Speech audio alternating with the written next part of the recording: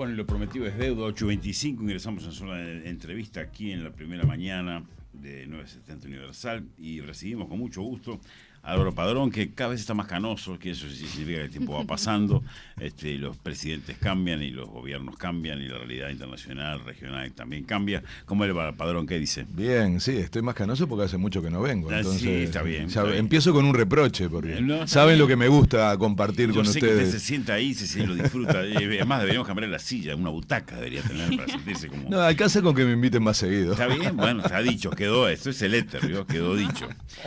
Pero bueno, vamos a acelerar porque tenemos como siempre poco tiempo, pero la situación regional cambió hacia donde dijimos que podía cambiar. El Lula es presidente, está liderando obviamente un concierto latinoamericano.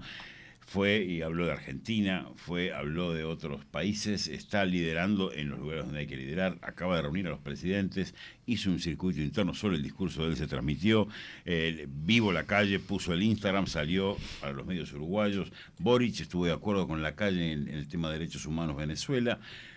¿Qué está pasando? Tremendo resumen. Mirá, Nano, yo creo que sí, que hay un hilo conductor con cosas que ya hemos conversado acá, ¿no? Y el titular quizá es aquel que tuvimos allá a fin de año pasado, ¿no? Volvió Brasil. Yo creo que es el hilo conductor, lo planteaste muy bien, porque es el gran cambio de los últimos años. Nosotros teníamos un Brasil fuera del circuito internacional con el liderazgo de Bolsonaro, no solo porque él tenía esa vocación, ¿no? de mirar para adentro de Brasil y de haber generado además mucho conflicto en las relaciones internacionales, sino porque nadie quería hablar con Bolsonaro. O sea, no era solo una cuestión unilateral. Entonces, la salida de Brasil del concierto internacional sacó también a América Latina, en particular a América del Sur. Eso es importante. Se confunde muchas veces y uno cuando escucha reportajes o referencias a lo que pasó en la región e incluso a este retiro, a esta reunión reciente, parece que a veces se mezcla América Latina con América del Sur y hay que dejar muy claro que se trata de América del Sur porque para Brasil es todo un asunto tener que negociar con México. Eso sería América Latina, claro. Básicamente incluir a Centroamérica y América del Norte, la versión sobre todo del papel de México. Entonces, tengamos claro que esta conversación es América del Sur y la reunión del martes pasado fue América del Sur. Con y es ahí Argentina donde... que no está además, que no estuvo en los últimos años. Claro, entonces, ¿cuál es por qué digo que hay que tener ese contexto de cómo se está moviendo a partir del cambio electoral el gobierno brasilero? Porque si no, no entenderíamos cómo llegamos a esa reunión. Y si ustedes observan, hace muy poco que asumió Lula, ¿no? Y en el medio, recuerden, más bien que en el medio, al inicio tuvo casi un golpe de Estado, ¿no? El famoso asalto al Planalto. Entonces, eso no le quitó potencia para salir. Un tema que siempre es muy fuerte en un país, no hay crisis, quédate. El presidente tiene que priorizar. Él arrancó con la CELAC, ¿se acuerdan? ¿No? Que era una reunión importante porque por más que algunos lo asociaban a visitar Argentina, que siempre es una prioridad para Brasil, para cualquier gobierno brasilero, estaba cubriendo a toda América Latina porque la CELAC es eso. Tuvo un gesto que hasta el día de hoy tenemos que valorar, que es que cruzó el charco, ¿no? Es el único país que visitó de esa manera, Uruguay. Y esto hay que ¿Cuánto influyó Mujica? Mucho pesó Mujica en el gesto de haber acompañado a la calle junto con Sanguinetti a la asunción de Lula y en haber insistido en esa visita que luego Lula visitara Uruguay. Y eso fue muy importante para un ajuste de rumbo de la política uruguaya que nos ha permitido entrar de vuelta en un concierto. Pero no quiero perder el foco de la hoja de ruta de Lula, porque luego de que hace esa especie de atención al continente, América Latina, su siguiente viaje es Biden, Estados Unidos, que además fue un viaje muy importante en términos de lo que fue la campaña electoral de Brasil. Recuerde que Biden dijo, a Lula le está pasando lo mismo que a mí me pasó con Trump. Y miren que sigue siendo en América Latina determinante la posición del gobierno norteamericano cuando hay elecciones complejas, reñidas, es decir, sigue habiendo un peso muy fuerte de la política exterior norteamericana en el concierto político de América Latina y por lo tanto la gestualidad de Biden hacia la elección brasilera y después en relación al intento de golpe, recuerden dónde estaba Bolsonaro físicamente, en Estados Unidos, y todas las repercusiones que hubo y el reconocimiento inmediato del gobierno hacia el triunfo. Recuerden que además durante mucho tiempo la estrategia de Bolsonaro era no reconocer, quedó en una sensación de no reconocimiento, pero sí, o sea, en todo eso hubo una gestualidad de Estados Unidos que significaba de alguna manera una retribución de parte de la visita de Lula, pero también empezar a decir, acá estoy. Y después, ¿dónde pega el salto? Va de Estados Unidos a China. A China. Miren que, observen esto porque es el juego de lo que hoy está pasando en el mundo, ¿no? Cómo te manejás con los dos monstruos, con lo que algunos llaman los polos de esa nueva Guerra Fría, que es un error, pero existe como contraposición. Y el siguiente paso, ¿cuál es? Europa. Portugal, España. Sí, Ucrania y la posible mediación en la guerra. Bueno, por eso, ahí él además ya no solamente hace la visita, sino que absorbe, asume temas que son de la agenda global. Y yo, ¿por qué hago todo este relato? Porque la reunión del martes es el principal círculo concéntrico de la estrategia de Brasil, que es no el continente, sino el subcontinente. Después de esta demostración de que Brasil volvió al mundo, lo que tiene que hacerse cargo es del barrio, porque él necesita el barrio. Cuando digo él, no digo solo Lula, digo Brasil. Sin Brasil es imposible que América Latina, y en particular América del Sur, vuelva a tener peso. Ahora, con Brasil solo no es suficiente. ¿Qué Brasil es el de hoy? Es un Brasil muy golpeado, es un Brasil más débil, que necesita más a la región, es un Brasil que sin embargo tiene la oportunidad de intervenir en un mundo que se desarmó, se pateó el tablero del planeta, está pasando algo gigantesco que va a suponer en la historia un nuevo orden mundial. Nosotros nos cuesta mucho verlo ahora porque somos contemporáneos, pero la historia va a marcar que esta época fue la construcción de un nuevo orden mundial. Y la clave está a preguntarse quiénes tienen condiciones para influir ese nuevo orden mundial. Bueno, los países individualmente no. Ya ni hablo de los países chicos, ¿no? Bloques. Brasil, por ejemplo, Alemania, por ejemplo, no pueden influir solos, tienen que ser parte de un bloque o ser una de las dos superpotencias. Y ahí hay uno de los dilemas del mundo. Si las superpotencias vuelven a instalar solamente una lógica bipolar, estamos liquidados. Es decir, vamos a tener otra vez un tiempo de organizar el mundo desde una lógica de polarización, digamos, de un binomio, que esta vez no es el binomio de la Guerra Fría, vinculado a ideologías, a sistemas, sino a intereses.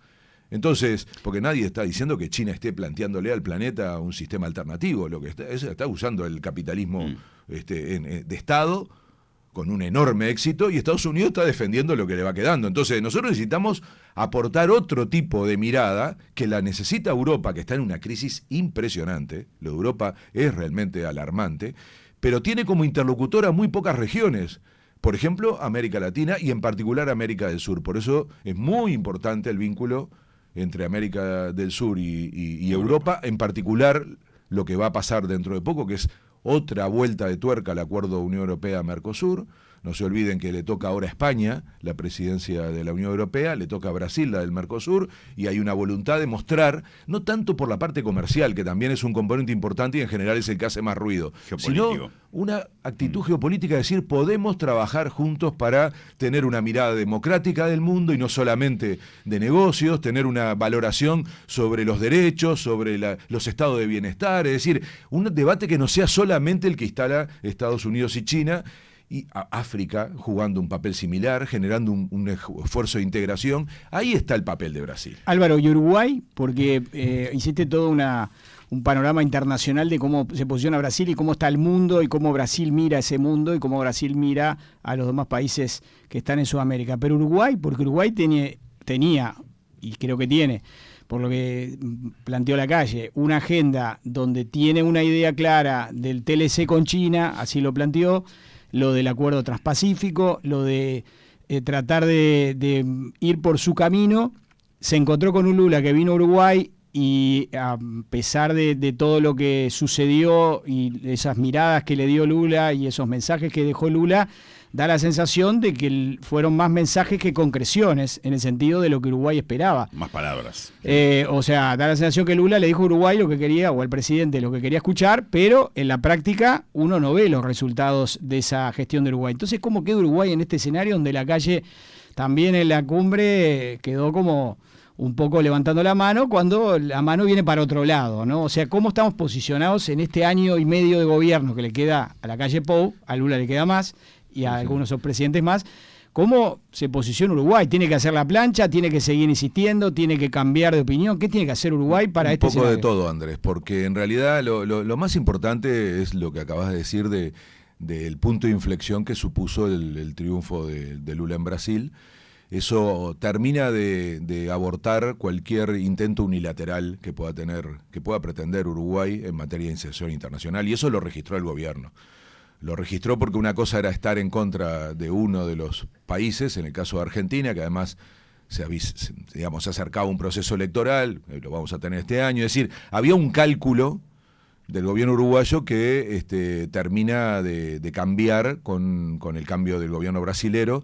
Yo diría que después hubo un periodo de observación hasta la visita de Lula a Uruguay, y ahí hay un acuerdo, y hay un cambio que yo no le quiero poner un titular dramático, porque si no parece pasada de cuentas, si no vale la pena a esta altura, sino más bien decir, bueno, ¿cómo ajustamos el recorrido y tratamos de tener una orientación lo más consensuada posible como país? Porque lo peor que podríamos hacer es transformar la política internacional en un debate de política interna. Bueno, pero hay un debate. Hay un debate, pero no puede ser que anule miradas comunes estratégicas, como tuvimos muchas veces en la historia del Uruguay. O sea, grandes rutas compartidas y luego sí matices que de alguna manera se desarrollan dependiendo de los gobiernos de turno. Parte de lo que se discutió mucho el martes tuvo que ver con esto. Todos son conscientes que ya no podemos construir estrategias de largo plazo dependiendo de afinidades ideológicas. Eso es una de las cosas más importantes que pasó el martes. Lo reconocen todos, claro, los gobiernos conservadores y los gobiernos de izquierda. Basta para la región de tener hojas de ruta que se mueren a los 5 años. Entonces, lo mismo vale, Andrés, para el Uruguay. Y por lo tanto, pasar factura ahora, yo creo que sería de muy mal altura política. Entonces, inteligencia, además. Además, entonces, ¿qué tenemos que hacer? Decir, bueno, hay una estrategia que se intentó, que ahora ya no es viable, porque... Además China tampoco nos dio, nos dio corte, ¿no? ¿Alguien solo Brasil, cree a China, esta altura que con esta composición actual, que acabo de decir, incluso geopolítica, le van a dar la espalda a Brasil para priorizar un país como Uruguay, que el único interés desde el punto de vista comercial es el ingreso desde Uruguay a los mercados de la región? Clarísimo. Entonces, ¿qué estamos vendiendo nosotros? ¿Mercados? No, entonces... no quiero que se me acabe el tiempo sin... que me expliques dónde va la pieza Venezuela en todo esto. Fue clave. ¿Pero por qué hay que meter a Venezuela en todo esto? A ver, porque es imposible tener una reunión de Sudamérica si no están todos los países. Y miren que había líos de todos los colores, porque se puso el foco en Venezuela, pero Ecuador es una bomba de tiempo. O sea, nadie dijo que podía ser un problema tener un presidente que está cuestionado por corrupción y que acaba de disolver el Parlamento. Y sin embargo, nadie puso el foco ahí. Y estuvieron bien que no pusieran el foco, porque lo importante era que no hubiera exclusiones. Ni digo de Perú, ya que es una situación extremadamente delicada. Entonces, esos 3 países eran un dolor de cabeza. Nadie entendió la jugada de Lula. Lo voy a decir acá y debo ser el único marciano que piensa así. ¿Saben lo que hizo Lula? Puso en orden una estrategia para Venezuela. Lo que pasa es que nosotros no sabemos la conversación de los días anteriores. ¿Y ahora cómo queda parado Se lo dijo a Maduro. Pero es que hay que leer con claridad cómo Lula arranca la reunión. Álvaro, cuando decís nosotros somos los que estamos acá, ¿o es Uruguay? ¿O es el gobierno uruguayo? Porque la calle dice estoy sorprendido, se lo dice en la cara a ellos. Es más amplio porque no fue solamente Uruguay. Si ustedes observan las noticias, en todos lados pusieron el foco en Venezuela y no tanto en la importancia de la reunión en general. ¿tá? Fue más noticia eso, incluso en Brasil. Lo que pasa es que Lula lo hizo como una señal, porque lo recibe el día anterior, lo trata de la manera que lo trata, la cosa que le dice, o sea, no fue... eso está clarísimo. Lo hizo claramente Lula, ¿no? Pero ¿para qué hay que preguntarse? ¿Y qué pasó? Y lo que pasó es que hay un acuerdo, por primera vez durante mucho tiempo, de decir, vamos a ordenar esto. ¿Ustedes se creen que fue gratis eso? ¿Que no hay condicionamientos? No, Boric levantó la manito también. Claro. Vos decís que Maduro no hay condicionamiento. Sí, yo acá tengo una frase de Maduro que me sorprendió, que ayer lo vi y me sorprendió viniendo de Maduro, cuando él dice, no voy a contestar las acusaciones, no voy a decir nada. Dice, que Maduro se tomó una pastilla y no va a pelearse con la calle. Maduro lo que había acordado... ¿Cómo vamos a empezar a tener realmente una solución en Venezuela? Porque yo les pregunto, ¿ustedes se acuerdan del Grupo de Lima? y todo el proceso aquel que iba a terminar con casi una invasión y una intervención, y Guaidó cruza a Colombia, y en Colombia se reúnen 7 presidentes para intervenir. ¿Ustedes se acuerdan de Estados Unidos con Venezuela? ¿Usted dónde está Guaidó? O sea, entonces el drama es que si todo sigue así, es un desastre para quienes viven en Venezuela y los 7 millones que se tuvieron que ir. Claro, entonces, es claro. Sí. ¿ustedes se creen que a Lula le da igual lo que pasa en Venezuela? ¿Ustedes se creen que Lula está diciendo no pasa nada en Venezuela? Lo que hizo fue acordar una hoja de ruta para salir del lío en Venezuela. Y eso supone un acuerdo con el gobierno y condicionamientos al gobierno que tiene que ver con elecciones, con un proceso de que se respeten a la oposición. O sea, eso se está cocinando y eso pasó el día anterior. Ahora, claro, es difícil que esto se explicite. Pero yo se los garantizo ahora y dentro de un tiempo me invitan de vuelta y vamos a ver si tuve razón. ¿Los presidentes saben todo esto? O sea, fue lo que eso lo sabían, eso lo sabían, no. Ustedes escuchen cuando la calle dice, pongamos las cosas con su nombre y si vamos a intentar soluciones, digámoslo. Y eso porque efectivamente en la declaración, cuando se está negociando, se está explicando por qué se ponen las cosas. Entonces, lo que el martes hubo fue un intento de Brasil, que es el único que lo puede hacer, y Lula en particular, porque hay que pararse frente al amigo que mide casi 2 metros, y que además está agrandado otra vez, no solo físicamente, porque les repito, ¿dónde quedó aquella crisis de Venezuela? ¿Dónde está el drama que hasta Estados Unidos le dice ahora, te compro lo que quieras? Está porque se pasó al negativo, ya casi que no hay venezolanos en pero Venezuela. Pero lo que entonces, como tenemos que seguir estando muy preocupados por esa situación, la cuestión es cómo resolver, no cómo seguir cacareando. Entonces, el problema de Lula es que hacerse cargo significa tener costos, y se hizo cargo, y acaba de tener que bancar que le llenen la cara de dedo, porque miren que a Lula en Brasil le dieron como en bolsa, miren el parlamento brasilero, cómo lo terminaron acusando de ser cómplices, lo que menos dijeron en términos de gravedad de dictador, de ahí para adelante cualquier cosa sobre Maduro. Entonces, esto tiene una explicación, porque Lula no es tonto. Ni le gusta andar regalado, ni dejando flancos abiertos. Fue un enorme esfuerzo político, diplomático, para ayudar a una solución poniendo condiciones. Y el resultado, Andrés acaba de darse cuenta de una cosa clave, que fue la actitud de Maduro al otro día. Que no es el Maduro común y no fue Lo una dijimos pastilla. acá, estamos esperando que Maduro salga con su discurso hablando mal de los presidentes, de la calle, de Boric, cosas que ha dicho. Y no fue. Está calladito, incluso lo habló ayer, lo dijo, ¿no? Yo, si me tratan con respeto, voy a tratar a todo el mundo con respeto, estoy dispuesto a hablar con cualquiera, o sea, bajó un cambio, y los demás también bajan un cambio, o sea, tenés que ir a la cumbre y bancarte lo que te van a decir. Lo que pasa es que nadie se dio cuenta de algo, que es que era más normal que hubiera un boicot a la reunión. Lo que tendría que haber pasado, si siguiéramos la lógica de los últimos 9 años, hace 9 años que no hay una reunión así, es que se hubiera dicho, con esta presencia yo no voy. ¿Entienden? Eso ya pasó. Recuerden que hace poco hubo una cumbre de las Américas, donde Estados Unidos justamente vetó la participación de Cuba, de Venezuela y de Nicaragua. Eso es lo que no nos puede pasar como región. Entonces, la calle, Boric, para nombrar 2 perspectivas distintas, ¿no?, respetó esa convocatoria, y aun cuando dijeron lo que dijeron en la reunión, no boicotearon la reunión. Y eso significa avalar la reunión. Yo he escuchado últimamente en discusiones en medios de Uruguay que alguna gente decía, tendría que haberse no ido a la reunión como una forma de poner un límite. Bueno, es una decisión política también de estos gobiernos, que por más que luego se manifiestan en la reunión y pueden decir cosas como dijo Lacalle o Boric, terminan diciendo, pero estamos acá para tratar de arreglar las cosas. Eso te quería preguntar, porque la oposición, por ejemplo, dijo que Lacalle Pou comprometió con sus dichos el desarrollo de futuros gobiernos y que se tendría que haber intercambiado ideologías y fijado una posición como Estado y no como presidente. Bueno, ahí viene una discusión distinta, que es cómo nos preparamos como país para seguir participando de este tipo de reuniones. Porque hay que entender, ven como seguimos hablando siempre de otras cosas, sino de lo que pasó en la reunión. La reunión es el primer esfuerzo por volver a tener una voz única de América del Sur, en un momento, como dije, dramático del mundo. Entonces, si ese es el centro, deberíamos hablar del centro. Después tiene que haber un montón de otras cosas que sí son parte de los problemas que tiene la región. ¿Qué debería hacer Uruguay? El gobierno uruguayo convocar aquí en Uruguay a las distintas fuerzas políticas y decir, con esta lógica que Andrés planteaba, cómo generamos los mayores consensos posibles para una política exterior de Uruguay de aquí en adelante, y no solo dentro de 1 año y medio, sino más larga, que incluya discusiones como esta. De hecho, tampoco nos acordamos que el presidente, ¿qué dijo cuando estaba hablando de Venezuela?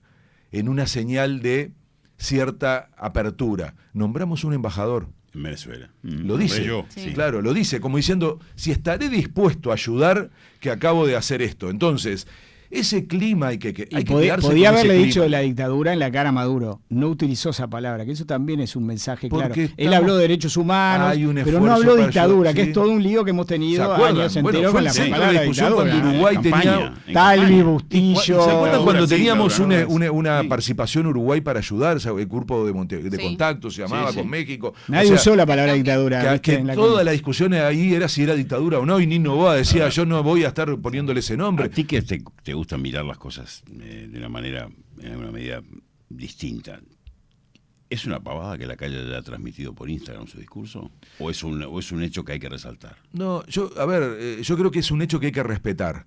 No sé si resaltar, porque en realidad... Los argentinos están haciendo una fiesta con el tema. Sí, es verdad, pero lo que les digo es, también fue un poco extraño la forma en que se procedió la diplomacia brasilera. De no dejar hablar a nadie. También era verdad que había un acuerdo de decir, un momento de la reunión va a ser un momento muy reservado. Vieron que la palabra, el nombre de la reunión era retiro, suena más a religioso que a una cumbre. Después perdió el estilo ese y quedó demasiado formal. Mucha reunión. gente había en ese retiro. Sí, había demasiado. Lula lo que quería era que en un momento quedaran solos los presidentes y Cara a hubiera cara, una conversación tipo como si hiciéramos un asado en Uruguay. Vieron que de acá no sale nada, se dice después. Bueno, eso no terminó pasando. Hay una foto Maduro en la calle que trascendió Sí. en las últimas horas, donde está Maduro hablando y la calle al lado de él, que uno dice, bueno, ni diálogo puede haber entre la calle Eso y era Maduro. imposible Sin embargo, hace un tiempo. hay una foto. Por ¿no? eso yo me quedo con eso y la verdad creo que hay que ayudar al gobierno uruguayo en esa dirección. Miren lo que les digo. Hay que ayudarlo a rectificar un rumbo que ya tienen asumido que no puede continuar.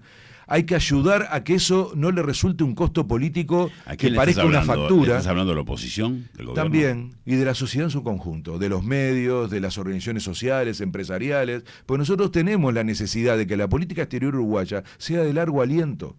Nos jugamos la vida en eso. Entonces, hagamos un esfuerzo, como hicimos cuando entramos al Mercosur, que fue un proceso de consensos muy amplios, y ahora estamos en una situación similar, porque lo que vayamos a definir en los próximos 2 años va a definir los próximos 30, en un mundo en transformación. Entonces, si tenemos una interlocución privilegiada con el que empuja la En esta locomotora, parte del mundo, sí. ¿tá? Y tenemos una relación privilegiada. Álvaro, se pero los ¿qué puedo nos da? asegurar. ¿Qué nos da? Porque nosotros le pedimos cosas a Lula y hasta que si las cosas no aparecen Pero es como ahí te esa estás- señal, vos estás ahí te hablando de estás la equivocando región. y te lo contesta la calle. Cuando la calle hace una intervención muy enfocada en los resultados concretos, pone como ejemplo los acuerdos que hizo con Lula en Montevideo. Porque con Lula hizo 2 cosas en Montevideo. Una más geopolítica, esta de cuando Lula le dijo, sí, vamos con China, pero vamos juntos. Y esa fue la muerte del TLC Uruguay-China, ¿no? Claro. Pero al mismo tiempo hubo acuerdos concretos sobre 3 proyectos. Uruguay-Brasil, sí. Entonces, se lo reconoce la calle. Los otros Hay que días, concretarlos. pero dijo, y los estamos concretando. Eso es lo que tenemos que venir a hacer. Tuvo una frase un poco infeliz que es, venimos a perder el tiempo. O sea, arrancó, ahí le erró, esa sensación de, haciendo esto perdemos el tiempo, es una mala forma de arrancar una reunión, ¿no? Bueno, pero Mujica en alguna otra ocasión, en alguna reunión, recuerdo que dijo que muchas veces estas reuniones se pierden mucho tiempo dialogando cuando no hay concreciones. Hay en este coincidencia tipo de en eventos, eso ¿no? total. Y yo les diría que pongamos atención en la sintonía de política internacional y del esfuerzo que están haciendo la calle y Mujica en ponerse de acuerdo. eso es verdad. La carta que envió Mujica a Lula fue entregada a la calle antes que a ninguno. Mirá, Entonces, ahí hay este hay germen algo, hay algo. de una conversación nacional que nos ponga, al menos en este tema, yo creo que en seguridad debería pasar algo similar, bueno, hay el intento, ¿no? Por lo menos una hoja de ruta, es decir, estamos acercándonos a un periodo electoral, debería haber temas, se me ocurre que educación, pero en fin. Pero tiraste 2 pelotitas ahí. Sí, y bueno, y ahora que te tenés que porque ir. Álvaro, creo en te tenés que eso, ir. creo en eso. Seguimos hasta las 10. Creo en eso, y en política internacional me parece que es viable porque por lo menos hay 2 personas de mucho peso, un presidente y un expresidente, que están en condiciones Sintonizados. No, Por y lo un menos canciller que después de muchos años reúne una opinión de la coalición del gobierno y de la oposición, porque Sí, sí. Bustillo, más allá de las críticas articula- puntuales, articula. tiene un buen respaldo. Y ¿no? miren, otra vez está, como dice la calle, ¿no? El tour turístico que hace Sanguinetti con Mujica, pero ahora se viene, ni más ni menos que los 50 años del golpe de Estado, y vamos a ver a los 3 expresidentes juntos. Gracias, Álvaro A Padrón. ustedes. por Gracias, invitarme. Álvaro. Por algo tenés ganas. 970 Noticias. Campeonato Mundial Sub-20 en Argentina junto a la selección uruguaya desde el 20 de mayo en directo con los